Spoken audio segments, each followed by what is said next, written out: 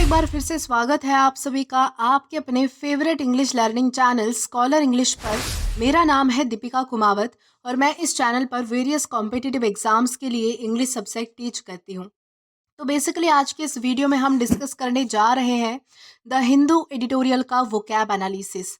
आशा करती हूँ कि आप इन सेशंस के साथ रेगुलरली जुड़ रहे हैं और इनका बेनिफिट भी उठा रहे हैं, क्योंकि इन सेशंस का मकसद है आपकी वोकैब पावर को और ज़्यादा इन्हांस करना। और ये जो वो कैब सेशंस है, ये बैंक, एसएससी, रेलवे, यूपीएससी या फिर किसी भी कॉम्पिटिटिव एग्जाम के लिए इक्वली बहुत ही ज़्यादा इंपॉर्टेंट है। तो चलिए और ज़्यादा देर ना करते हुए बढ़ते हैं हमारे वो कैब शो की ओर और जानेंगे कि आज का हमारा सबसे पहला वर्ड कौन सा है।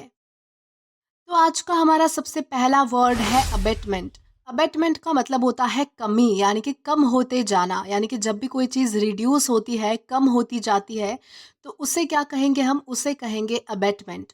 और ये हमारे पास पार्ट्स ऑफ स्पीच में नाउन है।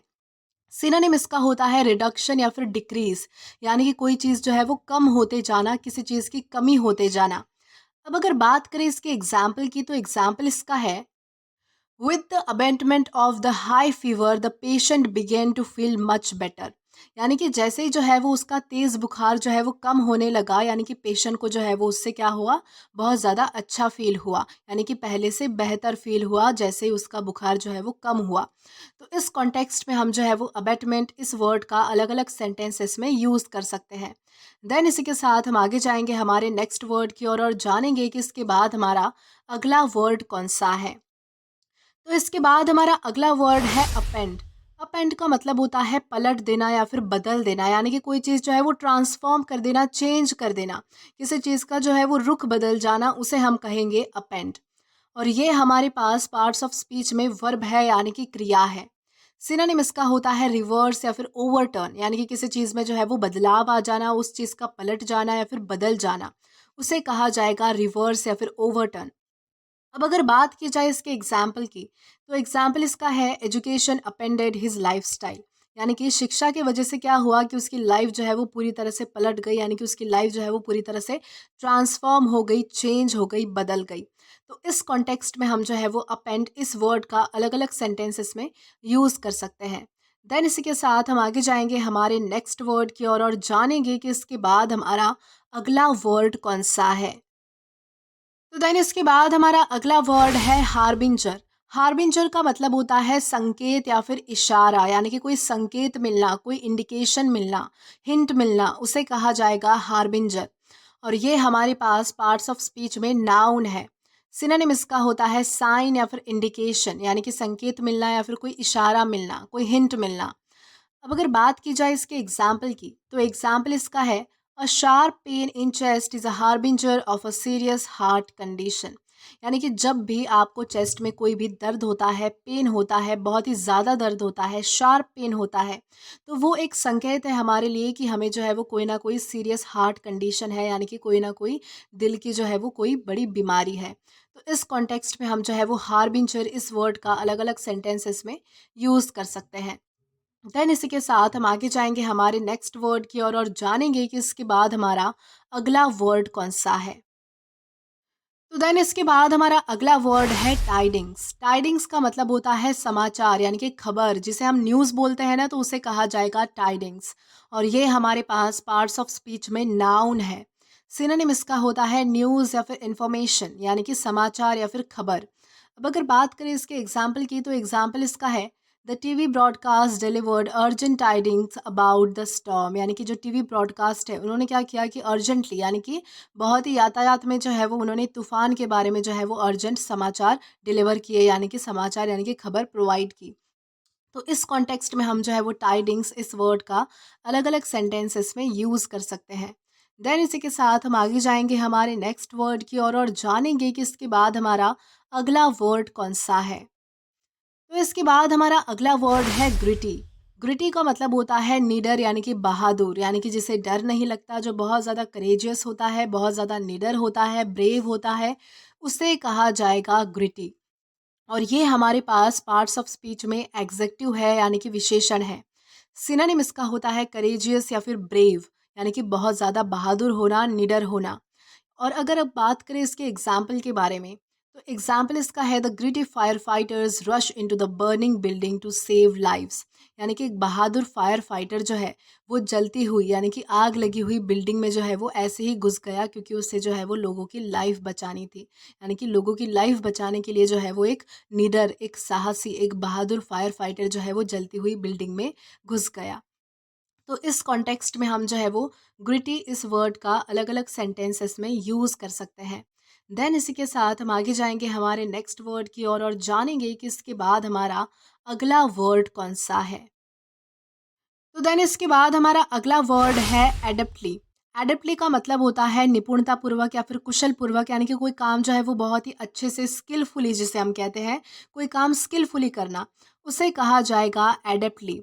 और ये एक एडवर्ब है। सिनोनिम इसका होता है स्किलफुली या फिर प्रोफिशिएंटली, यानी कि कुशलतापूर्वक करना या फिर निपुणतापूर्वक करना या फिर स्किलफुली करना। अब अगर बात करें इसके एग्जाम्पल की, तो एग्जाम्पल इसका है she adeptly balance her work and personal life. यानी कि वो बहुत ही ज़्यादा जो है वो निपुणता से, कुशलता से, स्किलफुली जो है वो अपनी पर्सनल लाइफ और अपनी वर्क लाइफ, यानी कि अपनी जो काम काज की लाइफ है और अपनी पर्सनल लाइफ को जो है वो बहुत ही अच्छे से, यानी कि स्किलफुली बैलेंस करके चलती है। तो इस कॉन्टेक्स्ट में हम जो है वो एडेप्टली इस वर्ड का अलग अलग सेंटेंसेस में यूज़ कर सकते हैं। देन इसी के साथ हम आगे जाएंगे हमारे नेक्स्ट वर्ड की ओर और जानेंगे कि इसके बाद हमारा अगला वर्ड कौन सा है। तो देन इसके बाद हमारा अगला वर्ड है रबल। रबल का मतलब होता है मलबा, यानी कि किसी बिल्डिंग के टूटने से होने वाला वेस्ट। यानी कि जब भी कोई बिल्डिंग जो है वो किसी कारणवश टूट जाती है, यानी कि गिर जाती है या फिर ढह जाती है, तो उससे जो है वो बहुत ज़्यादा वेस्ट जनरेट होता है। तो उस वेस्ट को क्या कहेंगे, हम रबल कहेंगे। यानी कि जो पत्थरों का या फिर जो दीवारों का जो भी होता है, वो बिल्डिंग का जो वेस्ट होता है, जिसमें सीमेंट या फिर हर तरफ जो है वो धूल मिट्टी हो जाती है, हर तरफ जो है वो बड़े बड़े पत्थर हो जाते हैं, तो उसे कहा जाएगा रबल। और ये हमारे पास पार्ट्स ऑफ स्पीच में नाउन है। सिनोनिम इसका होता है डेब्रिस या फिर रैकेज। डेब्रिस या फिर रैकेज का मतलब भी मलबा ही होता है। अब अगर बात करें इसके एग्जाम्पल की, तो एग्जाम्पल इसका है rescue workers clear the rubble left by the disaster. यानी कि डिजास्टर के बाद जो है वो बहुत ज़्यादा मलबा हो चुका था, क्योंकि बहुत ज़्यादा जो है वो घर या फिर बिल्डिंग्स का जो है वो टूटना फूटना वहाँ पर हुआ होगा, जिसको जो है वो रेस्क्यू वर्कर्स ने साफ किया, यानी कि क्लियर किया। तो इस कॉन्टेक्स्ट में हम जो है वो रबल इस वर्ड का अलग अलग सेंटेंसेस में यूज़ कर सकते हैं। देन इसी के साथ हम आगे जाएंगे हमारे नेक्स्ट वर्ड की ओर और जानेंगे कि इसके बाद हमारा अगला वर्ड कौन सा है। तो इसके बाद हमारा अगला वर्ड है आर्डस। आर्डस का मतलब होता है कठिन या फिर मुश्किल, यानी कि ऐसा कोई काम जिसमें बहुत ज़्यादा मेहनत लगती हो, जिसमें बहुत ज़्यादा लेबर लगता हो, तो उसे क्या कहेंगे, हम आर्डस कहेंगे। और ये हमारे पास पार्ट्स ऑफ स्पीच में एग्जेक्टिव है, यानी कि विशेषण है। सिनोनिम इसका होता है डिफ़िकल्ट या फिर टफ, यानी कि बहुत ज़्यादा कठिन या फिर बहुत ज़्यादा मुश्किल। अब हम एग्जाम्पल देखेंगे, तो एग्जाम्पल इसका है pulling a rickshaw in hot weather is an arduous task. यानी कि गर्मी भरे दिनों में जो है वो रिक्शा खींचना, यानी कि रिक्शा चलाना, ये बहुत ही ज़्यादा मुश्किल काम होता है, यानी कि बहुत ज़्यादा कठिन काम होता है। तो इस कॉन्टेक्स्ट में हम जो है वो आर्डस इस वर्ड का अलग अलग सेंटेंसेस में यूज़ कर सकते हैं। देन इसी के साथ हम आगे जाएंगे हमारे नेक्स्ट वर्ड की ओर और जानेंगे कि इसके बाद हमारा अगला वर्ड कौन सा है। तो इसके बाद हमारा अगला वर्ड है डेजर्टेड। डेजर्टेड का मतलब होता है वीरान या फिर सुनसान, जो बिल्कुल खाली हो, यानी कि ऐसी कोई जगह जहाँ पर कोई भी नहीं है, जो बिल्कुल ऐसी वीरान पड़ी है, तो उसे कहा जाएगा डेजर्टेड। और ये हमारे पास पार्ट्स ऑफ स्पीच में एग्जेक्टिव है, यानी कि विशेषण है। सिनोनिम इसका होता है अबेंडन या फिर डिसोलेट। यानी कि कोई चीज़ जो बिल्कुल वीरान है, सुनसान है, उसे कहा जाएगा अबेंडन या फिर डिसोलेट। अब अगर बात करें इसके एग्जाम्पल की, तो एग्जाम्पल इसका है the stadium was deserted after the match ended. यानी कि मैच खत्म होने के बाद जो है वो स्टेडियम पूरी तरह से जो है वो खाली हो चुका था, यानी कि वीरान पड़ा था। तो इस कॉन्टेक्स्ट में हम जो है वो डेजर्टेड इस वर्ड का अलग अलग सेंटेंसेस में यूज़ कर सकते हैं। देन इसी के साथ हम आगे जाएंगे हमारे आज के लास्ट वर्ड की ओर और जानेंगे कि हमारा वो वर्ड कौन सा है। तो इसके बाद हमारा आज का लास्ट वर्ड है ग्राउज। ग्राउज का मतलब होता है शिकायत करना, कंप्लेंट करना, उसे कहा जाएगा ग्राउज। और ये हमारे पास पार्ट्स ऑफ स्पीच में वर्ब है, यानी कि क्रिया है। सिनोनिम इसका होता है कंप्लेंट या फिर ग्रीवेंस, यानी कि शिकायत करना। अब अगर बात की जाए इसके एग्जाम्पल की, तो एग्जाम्पल इसका है his grouse was that the internet connection kept disconnecting while he was watching movie। यानी कि उसकी शिकायत ये थी कि जो इंटरनेट कनेक्शन है वो बार बार जो है वो डिस्कनेक्ट हो जाता है जब भी वो मूवी देखता है। तो इस कॉन्टेक्स्ट में हम जो है वो ग्राउस इस वर्ड का अलग अलग सेंटेंसेस में यूज़ कर सकते हैं। तो दोस्तों आज के लिए बस इतना ही। आज की इस क्लास का पीडीएफ आप हमारे टेलीग्राम चैनल के थ्रू एक्सेस कर सकते हैं। और अगर आपने अभी तक हमारा टेलीग्राम चैनल अगर ज्वाइन नहीं किया है तो टेलीग्राम पर English with Deepika Kumawat search करके या फिर डिस्क्रिप्शन में दिए गए लिंक के थ्रू डायरेक्ट आप हमारा टेलीग्राम चैनल ज्वाइन कर सकते हैं, ताकि आप वीडियो से रिलेटेड कभी भी कोई भी अपडेट मिस ना करें। और अगर आपको आज का ये वीडियो पसंद आया है तो do like this video, subscribe the channel and share as much as you can.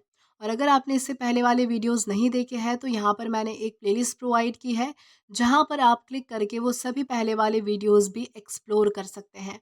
Till then keep learning. Thank you.